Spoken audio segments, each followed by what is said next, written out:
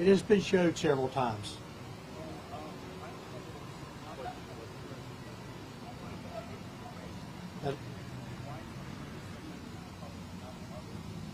These are leaders that we've shown it to, that we work with already on a regular basis. The request not to release it has come from Solicitor Brackett out of York County Solicitor's Office. That is the plan, yes.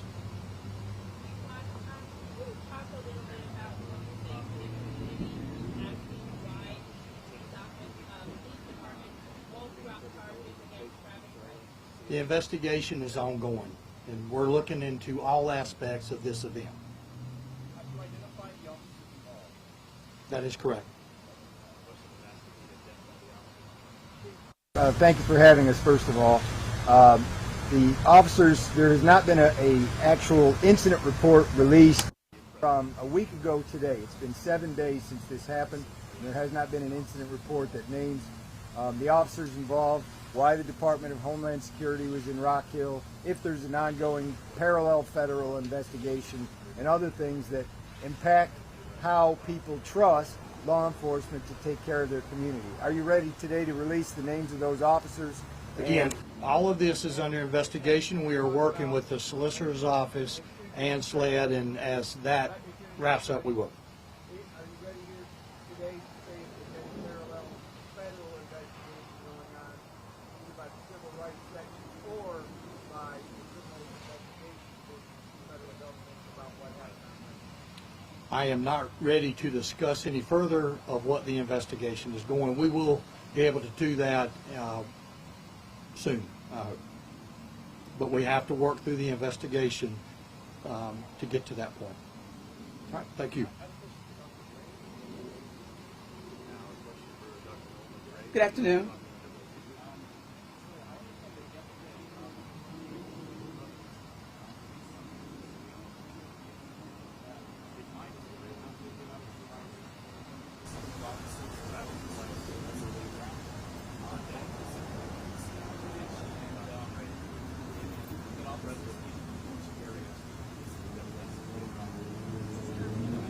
So his question is, yesterday, Attorney Justin Bamberg for the Price brothers held a press conference, and they showed the video from the convenience store gas station, and he's asking if I saw that and what my thoughts were. Certainly being involved since hour one, it was quite a different perspective, if you will, from the first viral video, and being able to see that the video is somewhat grainy, but it does depict clearly a very volatile scene. And I believe that's why SLED is doing investigation of witnesses on the scene. And again, you know, to the public that's watching, it's a very different thing from being a witness to a video and being a witness on the scene. So my reaction to that certainly was, it was upsetting to see. It certainly made me press to have SLED do what it needs to do in terms of talking to those witnesses. I'm very eager for those witnesses to comply, to testify, so that SLED can wrap up their investigation, so that the Rock Hill Police Department can release the video footage that they have to the public. Because again, without a comparison, we're only looking at one side of the story. And you all know as journalists that it's more than just one side to the story. So to directly answer your question, I am greatly concerned. But again, I understand doing this for 7 years with working with the Rock Hill Police Department. I understand that's just one perspective, but it is a very disturbing perspective.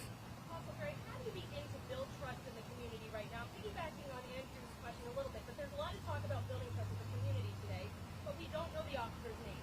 We don't know whether the feds are here and investigating. We haven't seen the video. So how do you begin to stand and say we're going to build relationships with the community when there's so much basic information that has not been released? Are you concerned that this is continuing to erode trust in a system that already has a lot of cracks in it?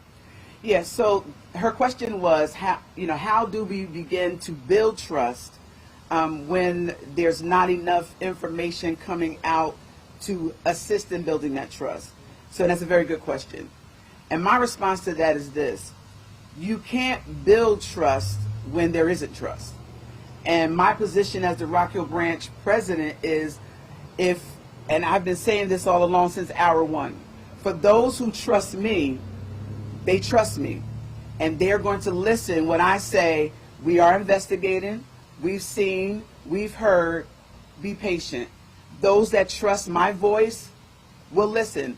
Those that trust the voices that stand together in unity will listen. And as we build on the influence that we have, and I'm asking everyone listening that you build, I've said this in several press conferences, as you build on the influence that you have in the community, that's how we build trust in the community. You got to listen to somebody. And I heard someone say, in the absence of true leadership, people will listen to anybody that steps to the mic. And so I'm saying, as these leaders, as we stand together to build unity in the community, as I look around today, Minister C.T. Kirk said this on WRHI this morning. What does community look like? And as I look around today, we're missing some of the community. We're missing some puzzle pieces. I said in an analogy, we all in Rock Hill are a puzzle piece, right? In building a puzzle, I learned this. Puzzle piece, to put a puzzle together, it comes jumbled up in a box. And right now, this incident is jumbled up in a box. But the best way to put a puzzle together is you separate like pieces. You get the pieces that look like green over here if you're looking at this part, and the pieces that look like gray over here. But you start at the corners. You don't start in the middle. And so some of us are corner pieces. I happen to be a corner piece.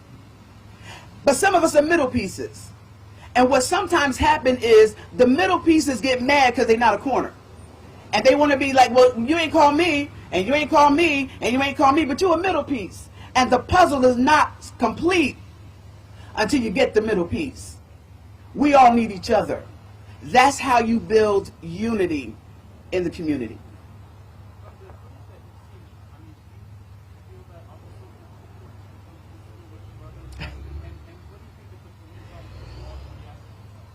Now, which station do you represent? I can't hear you. WF, are you independent? See, you pulling out the independent in me. I got to stay in my role. So, I'm not going to offer an independent opinion. I'm going to give you the president of Rock Hill NAACP opinion.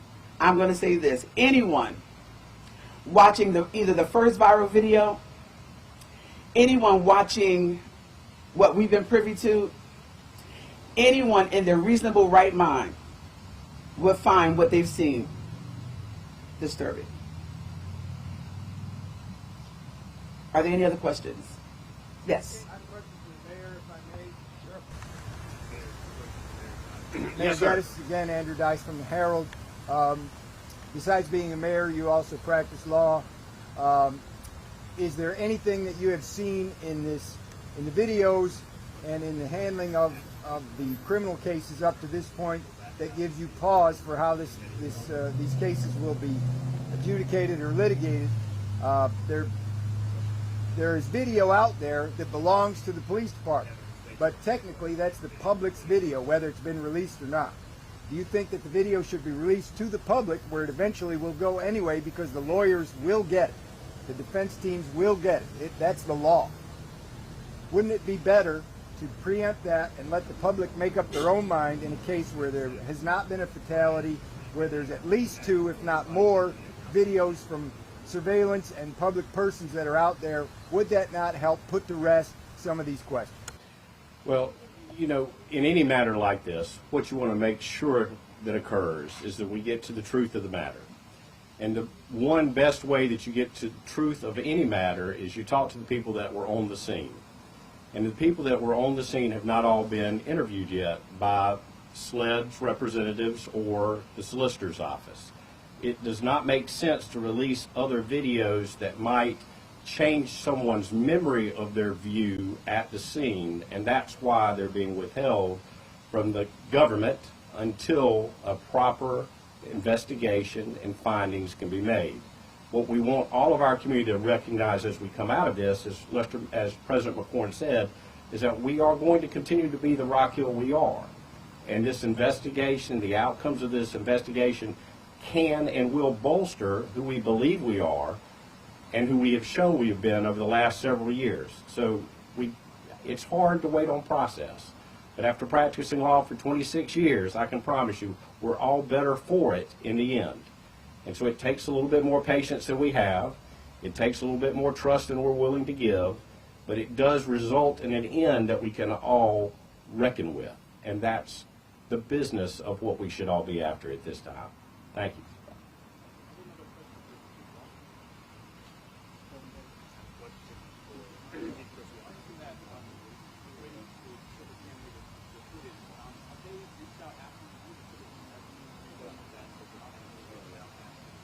We had just got contact information and we'll be reaching out to them.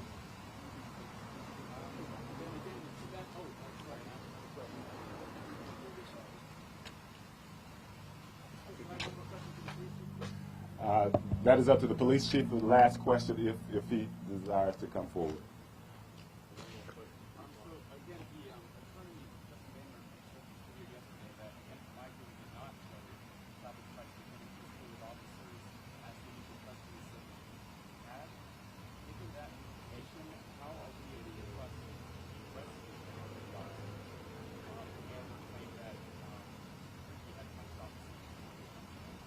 We're working through this in an investigation through SLED and through an internal process. And we will be looking at all that and explaining all that at the proper time. We are so thankful for each of you who have come today under the auspices of unity in our community. And it is for that we pray,